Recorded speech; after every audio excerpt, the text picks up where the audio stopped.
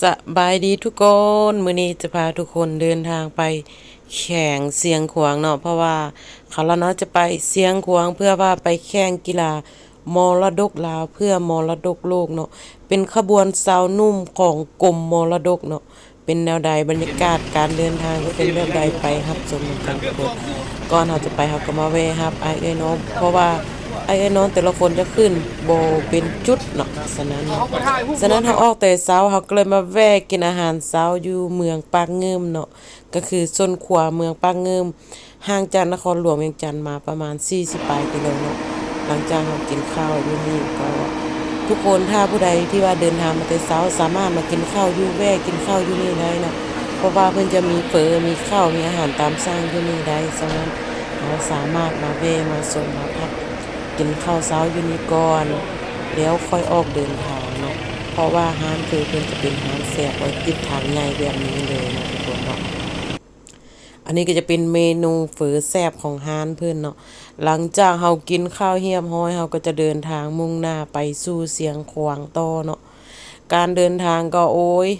ทางก็บ่แม่นอันไกลๆเด้อลูกนครหลวงเวียงจันทน์ไปแข่งเสียงขวางก็ประมาณเท่าใดวะ400ปลายกิโลเนาะประมาณนั้นเนาะฉะนั้นการเดินทางก็บ่ค่อยราบรื่นปานใดทางอาจจะบลุกคุกคิกนั่นนี่เนาะโค้งซ้ายโค้งขวาแล้วก็โค้งไปตามสันภูเพราะว่าแข่งเสียงขวางจะเป็น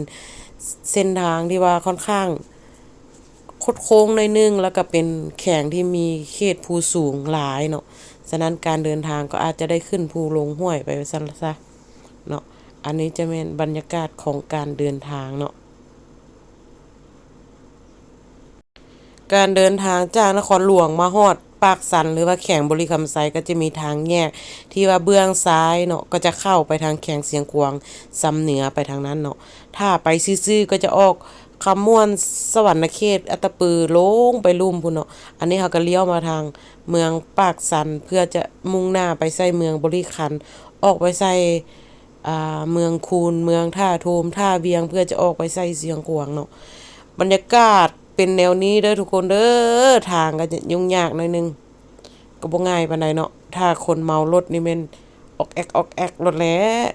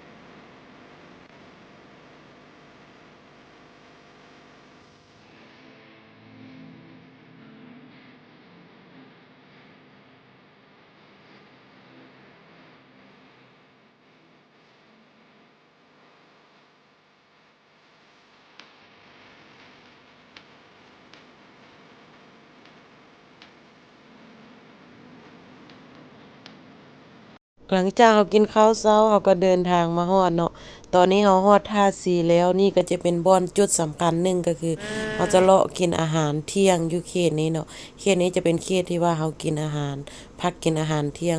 ไผที่ลูกทางเสียงขวางมาก็จะมาแวะกินอาหารเที่ยงอยู่นี่เนาะหรือว่าคนที่เดินทางมาแต่นครหลวงเวียงจันทน์ก็จะมาแวะกินข้าวอยู่นี่เนาะบรรยากาศอาหารจะเป็นอะไรไปรับชมนำกันเด้ออาหารท่าสี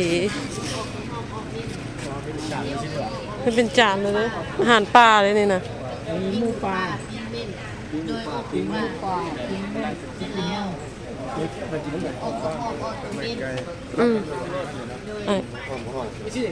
อันนี้ปิ้งหมูปลาอันนี้ปิ้งเม่น ปลาปิ้งหมูปลา อันนั้นมีอกกระหอกอบหมูปลาอบตัวเม่นข้างในเลยเด้อ อันนี้มันก็ ปิ้งหมูปลาไหนปิ้งหมูปลา หมูธรรมดามั้ยล่ะ มูมีนี่ธรรมดานี่พะโล้นี่ธรรม อันนี้ ดา เป็นที่หมู ทำกันนี่ปิ้งจะมีหนัง จานเท่าไหร่ จานนี้ชาวไทย มันยังบ่สุกติอ้าย สุกแล้ว สุกแล้วนี่ทาสีทาสี มันได้ออก ทาสีทาสี โอ้ ทา ปิ้งน สี กอ่ะ ทาสี ปิ้งนกเหรอบ่อยาก ใช่นี่เป็นหยังส้มปลาน้อย เอาไอ้ชุ่งนี่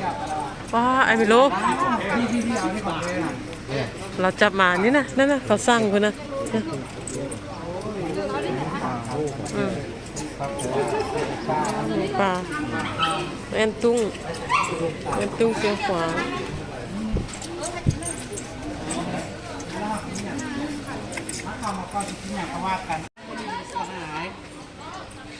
ประเภทไก่เล็กข้างในไก่ว่าอะไร ขนมันปักหนาๆเลยเนาะไปเนาะ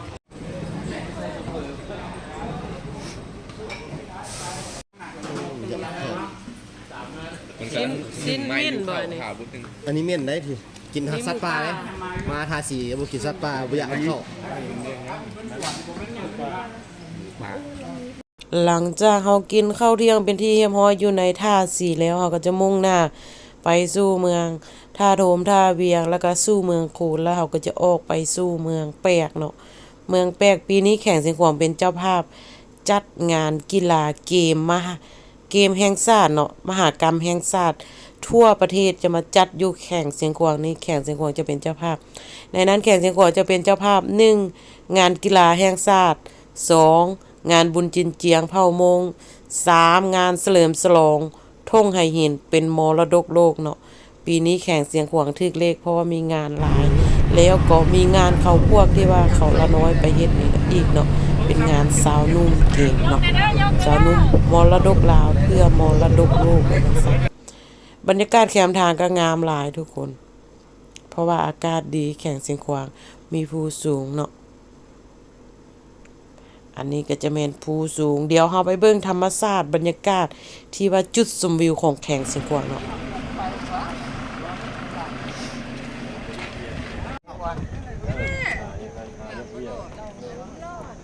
ไล่ไล่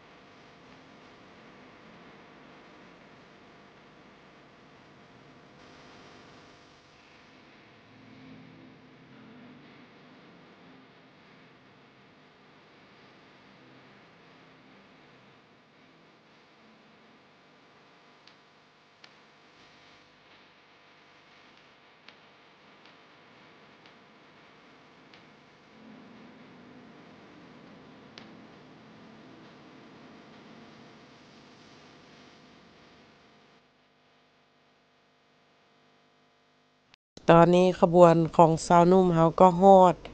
แถวเขตตัวเมืองโพนสวรรค์หรือว่าตัวเมืองแปกเนาะแข่งเสียงขวางเนาะยินดีต้อนรับสู่แข่งเสียงขวางเป็นที่เรียบร้อยเด้อทุกคนไผที่บ่เคยมาเยี่ยมมายามแข่งเสียงขวางก็มาเยี่ยมมายามมาเป็นกำลังใจให้ไทยเสียงขวางมากินอาหารบ้านของไทยเสียงขวางนำเด้อเนาะเป็นอะไรก็ฝากเป็นกำลังใจให้ทีมงานมรดกลาวเพื่อมรดกโลกเด้อเนาะแล้วเราก็จะไปพักอยู่บ้านพักเจนนิดา2เนาะเป็นอะไรก็ขอบมกขอบใจที่ติดตามแล้วก็เป็นกำลังใจให้ทีมงานเราเมื่อทุกคู่ทุกคนเนาะขอบใจหลายๆเด้อบายบายแล้วฝากทุกคนติดตามทุกๆ EP ไปเพราะว่าจะพาทุกคนไปเที่ยวทุ่งไหหิน1ไหหิน2แล้วก็เที่ยวสถานที่สำคัญของแข่งเสียงขวางเนาะเป็นอะไรก็ขอบมกขอบใจหลายๆบายบายแล้วพบกัน EP ใหม่